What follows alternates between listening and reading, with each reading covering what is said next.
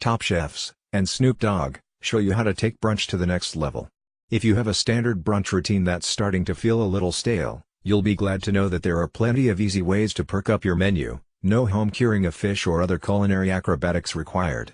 Here chefs and food experts, including Molly Yeh, Snoop Dogg, Chef Harold Moore and Dr. Michael Crupain, share their best recipes for eggs, pancakes, bacon and even a breakfast soup. You may never serve plain omelets again. If you're hosting more than one person for brunch, forget trying to individually fry or poach eggs for each person and instead make shakshuka, in which all the eggs are cooked together in a savory and spicy tomato sauce. It's great for a crowd, easy to prep, makes the house smell warm and inviting, and is pretty Instagrammable. Says blogger and TV host, who shared this recipe for shakshuka from her Food Network show. I love serving it with homemade fluffy pita. While you're skipping frying eggs, you can skip frying bacon too and instead bake it in the oven. For the billionaire's bacon recipe in his new book, musician, actor and TV personality Snoop Dogg coats thick-cut bacon with a mixture of light brown sugar, cracked black pepper and red pepper flakes before baking it. This is for when you ain't got the time for that regular swine, says Snoop Dogg. Some black pepper for that smoke, a little fire from some red pepper flakes and a heap of brown sugar like D'Angelo and you've just fried up a pile of Uncle Snoopy's billionaire's bacon. Once you've mastered the basic recipe for oven-baked bacon, you can mix it up with different herbs and spices to make your own signature bacon. Try this from our sister site, today.com. The next time you have overripe bananas, make a batch of these fluffy banana pancakes from chef, cookbook author and self-described busy mom, Jen Siegel, whose cookbook aims to appeal to whole families.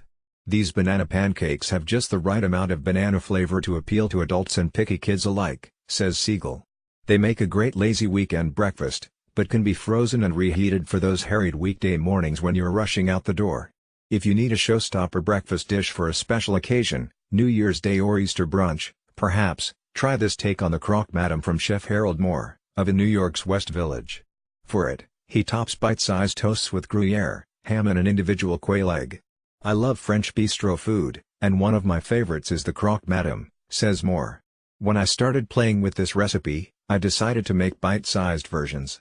I love making them this way because every bite is the ideal bite from the larger sandwich. You get the toast, a little Mornay sauce, the ham, the cheese and most importantly, the egg yolk.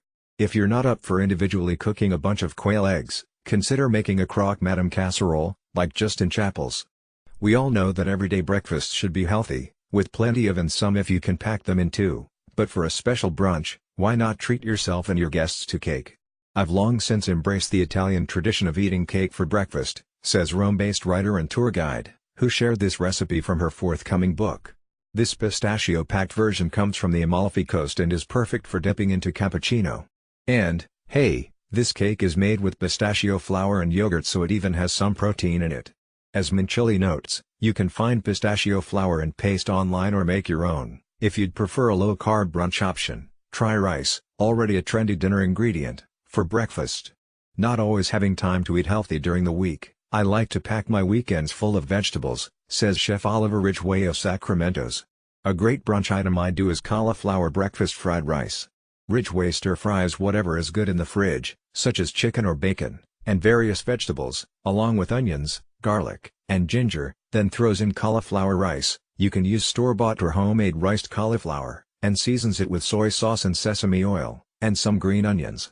Top it with sunny-side-up eggs and a dash of sriracha and you have an amazing breakfast rice bowl packed with veg and goodies, adds Ridgway. It may not be that common in the United States, but in many countries, is a breakfast staple.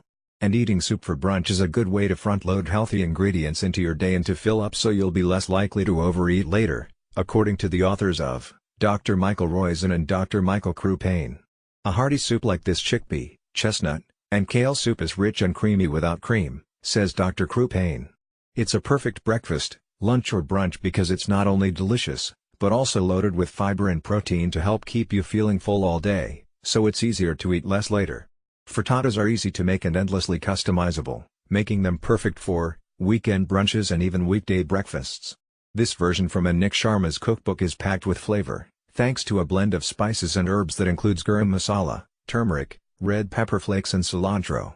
Creme fraiche and paneer or feta cheese add creaminess and tanginess. Leftovers would be great stuffed in a sandwich or wrap. Want more tips like these? NBC News Better is obsessed with finding easier, healthier and smarter ways to live. And follow us on, and